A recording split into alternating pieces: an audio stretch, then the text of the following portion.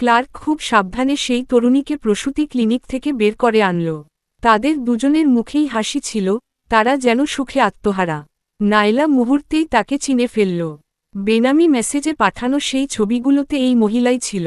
ঠিক সেই সময় মহিলাটিও করিডোরে পাথর হয়ে দাঁড়িয়ে থাকা নাইলাকে দেখতে পেল। তার চোখমুখ বিস্ময়ে উজ্জ্বল হয়ে উঠল, আর সেই সাথে এক ধরনের নিষ্ঠুর আনন্দ ফুটে বেরোল। ওহো আও, ইনি কি মিসেস সামার নন? সে বেশ জোরেই বলে উঠল। হাসপাতালে আপনার সাথে দেখা হয়ে যাওয়াটা কি দারুণ একটা কাকতালীয় ব্যাপার। তার গলার শব্দ শুনে ক্লার্ক মাথা তুলে তাকাল। করিডোরের ওপাশ থেকে তার চোখ নাইলার চোখের ওপর স্থির হল। মুহূর্তেই তার শরীর আর্স্ট হয়ে গেল। সে দ্রুত মহিলার হাত থেকে নিজের হাত সরিয়ে নিল, তার চেহারায় স্পষ্ট আতঙ্ক ফুটে উঠল। নাইলা! ক্লার্ক ঘাবড়ে গিয়ে দ্রুত নাইলার দিকে এগিয়ে এল। তুমি এখানে কেন?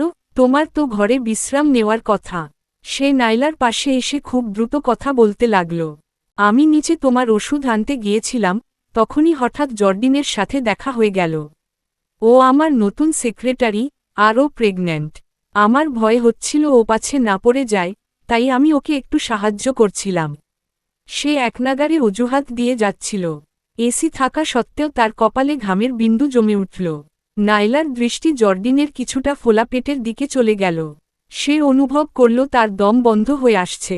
তবুও সে নিজেকে বাইরে থেকে শান্ত রাখার আপ্রাণ চেষ্টা করল। মিস জর্ডিন, নাইলা ধীরস্বরে বলল, আপনি কবে অন্তঃসত্ত্বা হলেন? বাচ্চার বাবা কোথায়? এত গুরুত্বপূর্ণ অ্যাপয়েন্টমেন্টে তার কি আপনার সাথে থাকা উচিত ছিল না? জর্ডিন খুব গর্বের সাথে তার পেটে হাত বুলিয়ে দিল। তার মুখে এক তৃপ্ত হাসি খেলে গেল। আমি মাত্রই জানলাম যে আমার 2 মাস চলছে। বাচ্চার বাবা কাজের চাপে আসতে পারেনি, কিন্তু আমি যখন তাকে খবরটা দিলাম সে যে কি খুশি হয়েছে। কথা বলার সময় তার মুখ থেকে যেন আভা বেরোচ্ছিল। সে বলেছে সে আমাকে আর আমাদের বাচ্চাকে পৃথিবীর সেরা জীবন দেবে। সে ইতিমধ্যে শহরের প্রাণকেন্দ্রে আমার জন্য একটা সুন্দর অ্যাপার্টমেন্ট কিনে দিয়েছে এবং কথা দিয়েছে বাচ্চা হওয়ার পর সবকিছু আইনিভাবে আনুষ্ঠানিক রূপ দেবে। প্রতিটি শব্দ নাইলার বুকে এক একটি বিষাক্ত তীরের মতো বিঁধছিল। জর্ডিন আবার বলতে শুরু করল, তার কণ্ঠে ছিল কৃত্রিম মাধুর্য। মিসেস সামার, আপনি খুব ভাগ্যবতী যে ক্লার্কের মতো একজন চমৎকার স্বামী পেয়েছেন। তবে আমার বয়ফ্রেন্ডও কিন্তু ঠিক ততটাই অসাধারণ। সে বলে যে মা হওয়ার পর আমি নাকি আরও বেশি সুন্দরী হয়ে গেছি। সে এক মুহূর্তও আমার কাছ থেকে দূরে থাকতে চায় না। সে একটু থামল, যেন খুব নিষ্পাপ ভঙ্গিতে মাথা কাত করে জিজ্ঞেস করল, মিসেস সামার, আপনার কি সময় হবে? আজ আমি ফ্রি আছি। আপনি কি আমাদের সাথে ডিনার করবেন? আমি বাচ্চার বাবাকেও আসতে বলতে পারি। তার চোখের চ্যালেঞ্জটা স্পষ্ট ছিল। ক্লার্কের মুখ অন্ধকার হয়ে গেল। সে জর্ডিনকে সতর্ক করে একটা দৃষ্টি দিয়ে বলল, আমার স্ত্রীর সময় নেই। মিস জর্ডিন, আমি নিশ্চিত আপনার বয়ফ্রেন্ড আপনার জন্য অপেক্ষা করছে। ওকে দুশ্চিন্তায় ফেলবেন না। তার গলায় স্পষ্ট বিরক্তি আর অবজ্ঞা ছিল। এরপর সে নাইলার কাঁধে হাত রাখল, তার স্পর্শে ছিল গভীর উদ্বেগ আর মায়া। হানি, তুমি এখনও অসুস্থ। তোমার হাসপাতালের করিডোরে এভাবে হাঁটাহাঁটি করা ঠিক নয়। চলো আমি তোমাকে রুমে নিয়ে যাই। সে সেই একই মায়াবী সুরে বলতে লাগল, ও তো শুধু একজন সেক্রেটারি। ওকে নিয়ে দুশ্চিন্তা করো না। ক্লার্কের এই ঠান্ডা অবজ্ঞা শুনে জর্ডিনের মুখটা ছোট হয়ে গেল। তার চোখে পানি চলে এল, তাকে দেখতে খুব অসহায় লাগছিল। ঠিক বলেছেন, আমি আসলে বেশি উত্তেজিত হয়ে পড়েছিলাম। মিসেস সামারের সাথে ডিনার করার যোগ্যতা আমার নেই। সে হাতের উল্টো পিঠ দিয়ে চোখ মুছল, তাকে দেখে মনে হচ্ছিল সে সত্যিই খুব কষ্ট পেয়েছে। আমার যাওয়া উচিত। আমার বয়ফ্রেন্ড নিশ্চয়ই ভাবছে আমি কোথায়। এই বলে সে চলে গেল। যাওয়ার সময় তার কাঁধ সামান্য কাঁপছিল। ক্লার্কের চেহারায় মুহূর্তের জন্য একটা দ্বিধা দেখা দিল। দেখে মনে হচ্ছিল সে হয়তো জর্ডিনের পিছু পিছু যেতে চায়। কিন্তু নাইলাকে গভীরভাবে পর্যবেক্ষণ করতে দেখে সে থেমে গেল। সে নাইলার দিকে ফিরে আদুরে ভঙ্গিতে তার মাথায় হাত বুলিয়ে দিল। লক্ষ্মী হয়ে থাকো, ঠিক আছে? কোম্পানিতে আমার খুব জরুরি কিছু কাজ আছে। আমি জেমসকে বলে দিচ্ছি ও তোমাকে বাড়ি পৌঁছে দেবে। একটু বিশ্রাম নাও, আমি আজ রাতে বাড়ি ফিরে তোমাকে দেখে নেব।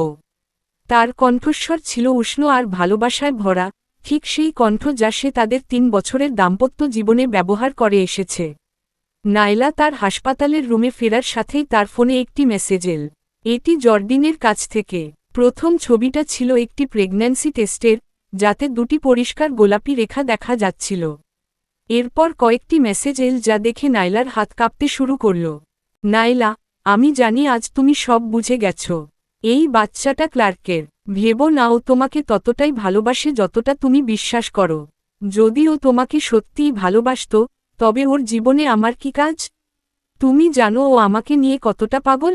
প্রতি বছর তোমার জন্মদিনে আর তোমাদের অ্যানিভার্সারিতে তোমাকে ঘুম পাড়িয়ে দেওয়ার পরও সারা রাত আমার কাছে এসে কাটায়।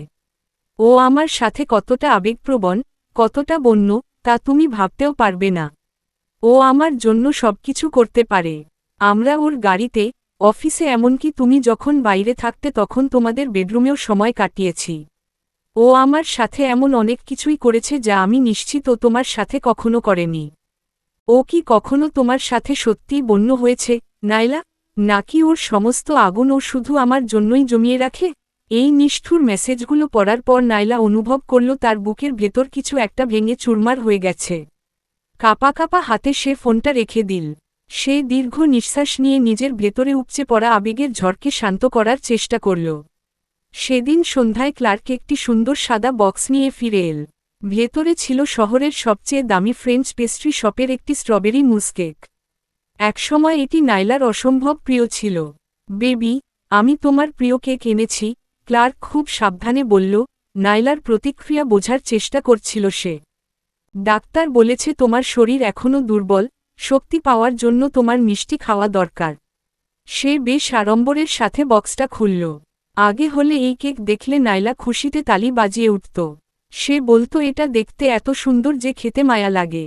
কিন্তু এখন, ওই কেকটা দেখে তার বমি আসছিল। সে যান্ত্রিকভাবে একটা ছোট রূপালি কাঁটাচামচ দিয়ে এক টুকরো কেক মুখে দিল। অতিরিক্ত মিষ্টি স্বাদটা তার মুখে আঠার মতো লেগে রইল। সে সেটা গিলতে পারছিল না। কোনো কথা না বলে নাইলা উঠে দাঁড়ালো এবং পুরো কেকের বক্সটা সরাসরি ডাস্টবিনে ফেলে দিল। সুন্দর কেকটা ধপ করে ঝুড়ির ভেতরে পড়ল। ক্লার্ক হতভম্ব হয়ে তার দিকে তাকিয়ে রইল। নাইলা, তোমার হয়েছেটা কি? নাইলা ক্লার্কের দিকে ফিরল, তার চোখে আগের সেই উষ্ণতার লেশমাত্র নেই।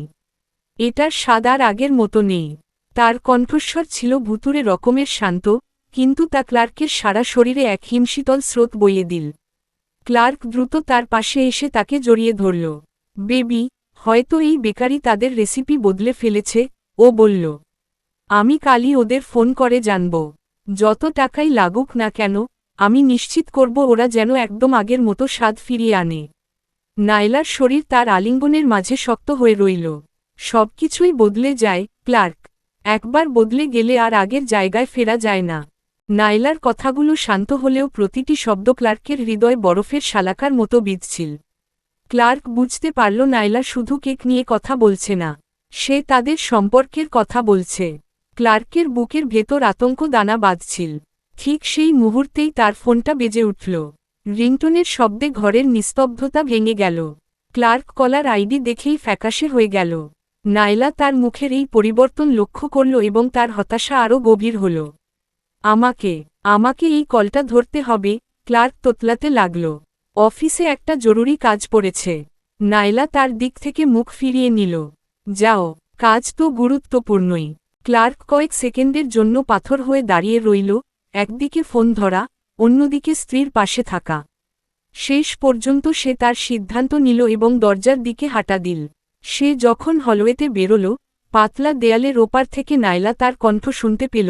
জর্ডিন, কি হয়েছে? তোমার কি শরীর খারাপ লাগছে? আমি এখনই আসছি। সে যত দূরে সরে যাচ্ছিল, তার কণ্ঠস্বর তত ফিকে হয়ে আসছিল। নাইলা একা তাদের বসার ঘরে পড়ে রইল। এই নিস্তব্ধতা যেন তার দম বন্ধ করে দিচ্ছিল। নাইলা সাদা দেয়ালগুলোর দিকে তাকিয়ে রইল, তার মনে হচ্ছিল দেয়ালগুলো তাকে পিষে ফেলার জন্য এগিয়ে আসছে। ক্লার্ক চলে যাওয়ার ২০ মিনিট পর নাইলার ফোনে একটি কল এল। নম্বরটি অপরিচিত ছিল, তবুও সে ফোন ধরল। মিসেস সামার, আশা করি আমি আপনার কাজে বাধা দিচ্ছি না, জর্ডিনের মিষ্টি কণ্ঠস্বর ভেসে এল। আমার শরীরটা ভালো লাগছিল না, তাই আজ রাতের জন্য ক্লার্ককে আপনার কাছ থেকে ধার নিলাম। ডাকার সাথেই ও কোনো দ্বিধা ছাড়াই চলে এসেছে। ও বলল, আমি ঠিক আছি কি না তা নিশ্চিত করার চেয়ে বড় কোনো কাজ ওর কাছে নেই। নাইলা ফোনের ওপর তার মুঠি শক্ত করল, কিন্তু কিছুই বলল না। জর্ডিন তৃপ্তির সাথে বলতে থাকল, আপনি জানেন ক্লার্ক আজ আমাকে কি বলেছে? ও বলেছে আমি আপনার চেয়ে অনেক বেশি তরুণী আর সুন্দরী। ও বলেছে আমি ওকে এমন কিছু দিতে পারবো যা আপনি কোনোদিন পারেননি, একটি সন্তান। ও এটাও বলল যে 3 বছরেও আপনার কোনো বাচ্চা হয়নি দেখে ও খুব চিন্তিত, ওর ভয় হচ্ছে আপনার শরীরেই কোনো সমস্যা আছে কিনা। ওহ, আর সেই স্ট্রবেরি মুস কেকটা যেটা আজ আপনি ফেলে দিয়েছেন? জর্ডিনের কণ্ঠ বিদ্রুপাত্মক হয়ে উঠল। ক্লার্ক সবসময় আমার জন্য ঠিক ওই কেকটাই কিনে আনে। ও বলে মিষ্টি মেয়েদের জন্য মিষ্টি খাবারই মানায়। আপনার কি মনে হয় না ওটার স্বাদ খুব মিষ্টি, মিসেস সামার? জর্ডিনের নিষ্ঠুর হাসির সাথে কলটি কেটে গেল। নাইলা অন্ধকারের মাঝে বসে রইল। সে অনুভব করল তার ভেতরের কোনো এক মৌলিক ভিত্তি চিরতরে বদলে গেছে। যন্ত্রণার তীব্রতা এতটাই ছিল যে তার দম বন্ধ হয়ে আসছিল। তারপর ধীরে ধীরে সবকিছু অসার হতে শুরু করল। সেই দিন থেকে নাইলা গোপনে তার জিনিসপত্র গোছাতে শুরু করল। সে সাবধানে তার কাপড়গুলো ভাঁজ করে সুটকেসে ভরল। সে তার বই, মেকআপ, গয়না সবকিছু গুছিয়ে নিল। প্রতিটি জিনিসের সাথে এমন সব স্মৃতি জড়িয়ে ছিল যা সে আর রাখতে চায় না। এই সময়ে ক্লার্ক আরও ব্যস্ত হয়ে পড়ল। সে দিনে দিনে অনেক দেরিতে বাড়ি ফিরত, কখনো কখনো ফিরত না। যখন ফিরত, তখন সে থাকত অনেক দূরে এবং অন্যমনস্ক। অন্যদিকে জর্ডিনের মেসেজ আসা বন্ধ হল না। কখনো তার বড় হতে থাকা পেটের ছবি, কখনো দামি উপহারের ছবি, কখনো বা নাইলার মনে কষ্ট দেওয়ার জন্য সাজানো নিষ্ঠুর সব কথা। নাইলার প্রিয় বন্ধু ভ্যালারি ডিভোর্সের কাগজপত্রে সাহায্য করতে এল। ক্লার্ক যেহেতু ব্যভিচার করেছে এবং অন্য এক মহিলাকে অন্তঃসত্ত্বা করেছে, তুমি অবশ্যই বড় অঙ্কের ক্ষতিপূরণ দাবি করতে পারো, ভ্যালারি গম্ভীরভাবে বলল। তাছাড়া তুমি এই সংসারের জন্য তোমার ক্যারিয়ার ত্যাগ করেছ। আদালতে এটার অনেক গুরুত্ব আছে। ভ্যালারি কফি টেবিলের ওপর আইনি কাগজপত্র ছড়িয়ে দিল। তুমি ইউনিভার্সিটির গবেষণার পদ ছেড়ে দিয়েছিলে। আজ হয়তো তুমি অনেক বড় অঙ্কের বেতন পেতে। একদমই না, তার বাবার কণ্ঠস্বর চড়ে গেল। নাইলা, তুমি কি বুঝতে পারছ সামার পরিবার আমাদের জন্য কি করেছে? যখন আমার ফ্যাক্টরিতে ওই দুর্ঘটনা ঘটেছিল, ওরা টাকা দিয়ে আমাদের দেউলিয়া হওয়া থেকে বাঁচিয়েছিল। 3 বছর ধরে ওরা আমার চিকিৎসার খরচ দিচ্ছে। ওদের সাহায্য ছাড়া আমরা সব হারাতাম। তার বাবার মুখ আবেগে লাল হয়ে গেল। ক্লার্ক তোমার জন্য কত ভালো। তুমি এমন কথা ভাবলে কি করে? কেউ কি তোমার কান ভাঙিয়েছে? নাইলা বুঝতে পারল সে এই আলোচনা আর এগোতে পারবে না। তার বাবা ক্লার্কের বিশ্বাসঘাতকতা সম্পর্কে কিছুই জানেন না। অসুস্থ বাবাকে এই বয়সে এমন ধাক্কা বা মানসিক যন্ত্রণা দেওয়ার ক্ষমতা তার নেই। সে কথা ঘোরানোর চেষ্টা করছিল, তখনই তার বাবার ফোনে একটি মেসেজের শব্দ হল। তিনি স্ক্রিনের দিকে তাকালেন এবং তার মুখ মুহূর্তেই সাদা হয়ে গেল।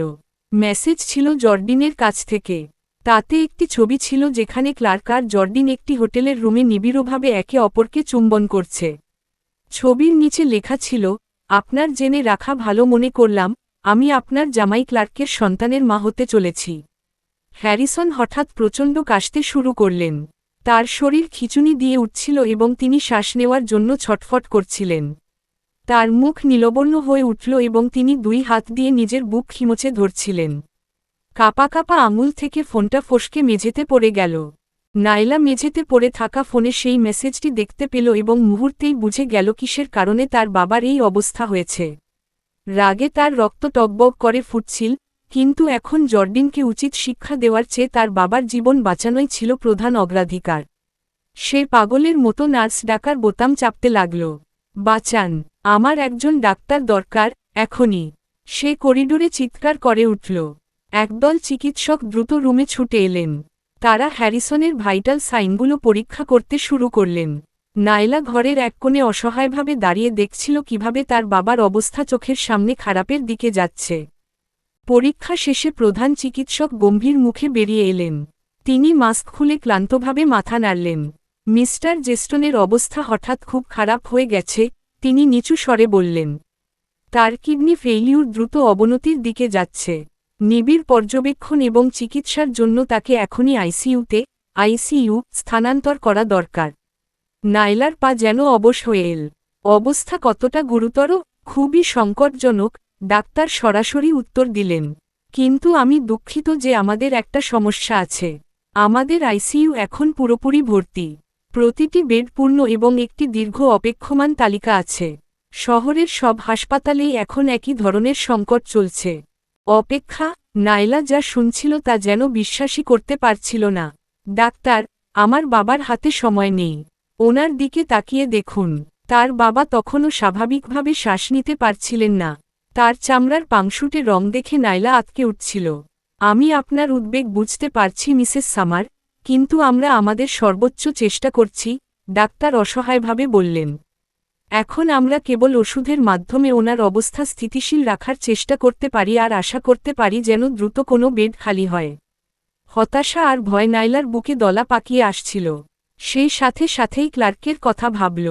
সামার গ্রুপের উত্তরাধিকারী হিসেবে চিকিৎসা মহলে তার অনেক জানাশোনা আছে। সে চাইলে প্রভাব খাটিয়ে তার বাবার জন্য দ্রুত আইসিইউ বেডের ব্যবস্থা করতে পারে। কাপা কাপা হাতে সে ক্লার্কের নম্বরে ফোন দিল। কয়েকবার রিং হওয়ার পর কেউ একজন ফোন ধরল, কিন্তু সেটা ক্লার্কের কণ্ঠ ছিল না। হ্যালো, কে বলছেন? ওপাশ থেকে জর্ডিনের সেই জঘন্য মিষ্টি কণ্ঠস্বর ভেসে এল। নাইলার রক্ত যেন হিম হয়ে গেল। আমি নাইলা বলছি। আমার ক্লার্কের সাথে এখনই কথা বলা দরকার। এটা একটা ইমার্জেন্সি। ওহ, মিসেস সামার। জর্ডিনের গলায় ছিল কৃত্রিম উদ্বেগ। ক্লার্ক এখন শাওয়ার নিচ্ছে। সারাদিন ও আমার এত যত্ন করেছে যে ও এখন খুব ক্লান্ত। বেচারা একটু বিশ্রাম নিক। নাইলা নিজের রাগ চেপে ধরে নিজেকে শান্ত রাখল। এটা আমার বাবাকে নিয়ে। উনি মরার পথে, ওনার একটা আইসিইউ বেড লাগবে। দয়া করে ক্লার্ককে ফোনটা দাও। ওহ খোদা, কি অসময়। জর্ডিন ভান করে বলল, আজ দুপুরে আমারও শরীরটা ভালো লাগছিল না। ওই যে প্রেগন্যান্সির সময় যেমন মাথা ঘোরা আর বমি হয় আর কি। কিন্তু ক্লার্ক আমার আর বাচ্চার জন্য এতটাই চিন্তিত ছিল যে ওর সাথে সাথে শহরের সেরা মেডিকেল টিমকে খবর দিয়ে এনেছে। ওরা এখন আমাদের বাড়ির সামনেই স্ট্যান্ডবাই আছে, যদি আমাদের কোনো সমস্যা হয়। নাইলার হাত এত জোরে কাঁপছিল যে সে ফোনটা ধরে রাখতে পারছিল না। তার বাবা এখানে মৃত্যুর সাথে পাঞ্জা লড়ছে, আর তার স্বামী তার অন্তঃসত্ত্বা রক্ষিতাকে নিয়ে ঘর সংসার খেলছে। তুমি কি দয়া করে? নাইলা শুরু করতেই জর্ডিন তার কথা মাঝপথে থামিয়ে দিল। ওহ, শাওয়ার বন্ধ হওয়ার শব্দ পাচ্ছি। আজ যা ধকল গেছে ও নিশ্চয়ই খুব ক্লান্ত। আমার মনে হয় ওকে এখন বিরক্ত না করাই ভালো। আপনি তো বুঝতেই পারছেন, তাই না? লাইনটা কেটে গেল। নাইলা হাসপাতালের করিডোরে দাঁড়িয়ে রইল, তার মনে হচ্ছিল পৃথিবীটা যেন পায়ের তলা থেকে সরে যাচ্ছে। সে চোখ বন্ধ করে অন্য কোনো উপায়ের কথা ভাবল। হঠাৎ তার মনে ভেসে উঠল সেই দৃশ্যটি, বৃষ্টির মাঝে কেউ একজন তাকে কোট বাড়িয়ে দিচ্ছে। ড্যামনের সেই ঠান্ডা কিন্তু দৃঢ় কণ্ঠস্বর তার কানে প্রতিধ্বনিত হল। আর কোনো দ্বিধা না করে সে ড্যামনের নম্বরে ডায়াল করল। মিস্টার ড্যামন, আমি নাইলা। ওপাশ থেকে সাড়া পেতেই সে বলল, আপনাকে বিরক্ত করার জন্য দুঃখিত, কিন্তু আমার বাবা খুব অসুস্থ। ওনার জরুরি ভিত্তিতে একটা আইসিইউ বেড দরকার, কিন্তু হাসপাতাল বলছে কোনো জায়গা নেই। আমি জানি এটা অনেক বড় একটা আবদার। আমাকে হাসপাতালের ঠিকানাটা পাঠাও। ড্যামনের কণ্ঠস্বর নাইলার কথা থামিয়ে দিল। তার গলা ছিল তীক্ষ্ণ এবং আদেশসূচক। আমি দেখছি। 10 মিনিট। লাইন কেটে গেল, কিন্তু তার এই কটি শব্দ ক্লার্কের হাজারো মিথ্যা প্রতিশ্রুতির চেয়ে অনেক বেশি ভরসা দিল। ঠিক 10 মিনিট পর হাসপাতালের পরিচালক স্বয়ং হ্যারিসনের ওয়ার্ডে এসে হাজির হলেন। তার পেছনে ছিল পুরো একটি মেডিকেল টিম, যাদের কয়েকজনকে নাইলা নামকরা মেডিকেল জার্নালে দেখেছিল। তারা অত্যন্ত দক্ষভাবে কাজ শুরু করল। মিস্টার জেস্টনকে এখনই আমাদের প্রিমিয়াম আইসিইউতে স্থানান্তর করা হচ্ছে, পরিচালক নাইলাকে সম্মানের সাথে বললেন। আমরা শহরের সেরা কিডনি বিশেষজ্ঞদের সাথে পরামর্শ করছি। তিনি সর্বোচ্চ মানের চিকিৎসা পাবেন। 1 ঘন্টার মধ্যে তার বাবাকে একটি প্রাইভেট আইসিইউ রুমে 24 ঘন্টার পর্যবেক্ষণে রাখা হল। সেদিন সন্ধ্যায়, বাবার অবস্থা কিছুটা স্থিতিশীল হওয়ার পর নাইলা সেই বাড়িতে ফিরে গেল যেখানে সে ক্লার্কের সাথে থাকত। সে তাদের বসার ঘরে বসে রইল, যেখানে 3 বছরের অজস্র স্মৃতি এখন কেবল মিথ্যা বলে মনে হচ্ছে। সে তার ফোন বের করল এবং জর্ডিনের পাঠানো প্রতিটি মেসেজ আর ছবি ক্লার্কের ইমেল ঠিকানায় ফরওয়ার্ড করতে শুরু করল। জর্ডিনের দামি গয়না দেখানোর ভিডিও, ক্লার্কের দেওয়া অ্যাপার্টমেন্টে তাদের ঘনিষ্ঠ মুহূর্তের ছবি, সব কিছু। সেই সাথে জর্ডিনের পেটে হাত বুলিয়ে বলা সেই অডিওটি, ড্যাডি আমাদের খুব ভালোবাসে। ও আমাদের সবকিছু দেবে। সবগুলো পাঠানোর পর নাইলা একটি শেষ মেসেজ লিখল, ক্লার্ক, এগুলো তোমার প্রেমিকা জর্ডিনের কাছ থেকে পাওয়া। যেহেতু তোমরা একে অপরকে এতই ভালোবাসো, আমি তোমাদের পথ থেকে সরে দাঁড়াচ্ছি। এরপর সে ভ্যালেরির তৈরি করা ডিভোর্স পেপারগুলোর ছবি তুলে আরেকটি ইমেলে যুক্ত করল, ডিভোর্স পেপার তৈরি। তোমার আইনজীবীকে বলো কাল ভ্যালেরির সাথে যোগাযোগ করে সব চুকিয়ে ফেলতে। মেইলটি পাঠিয়ে দেওয়ার পর নাইলা তাদের একসাথে কাটানো জীবনের চিহ্নগুলো মুছে ফেলতে শুরু করল। সে দেয়াল থেকে তাদের বিয়ের ছবিগুলো ছিঁড়ে সরাসরি আবর্জনার ঝুড়িতে ফেলে দিল। ক্লার্কের দেওয়া গয়না, দামি কাপড়, প্রসাধনী, সবকিছু গার্বেজ ব্যাগে ভরে ফেলল। সে একটি মুভিং কোম্পানিকে ফোন দিল এবং সারা রাত জেগে নিজের প্রয়োজনীয় জিনিসপত্র গুছিয়ে নিল।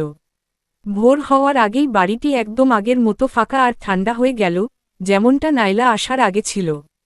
একসময়ের প্রিয় ঘরটির দিকে শেষবার একবার তাকাইল নাইলা। তারপর নিজের সুটকেস টেনে দরজার বাইরে বেরিয়ে এল, পেছনে ফিরে আর তাকাল না।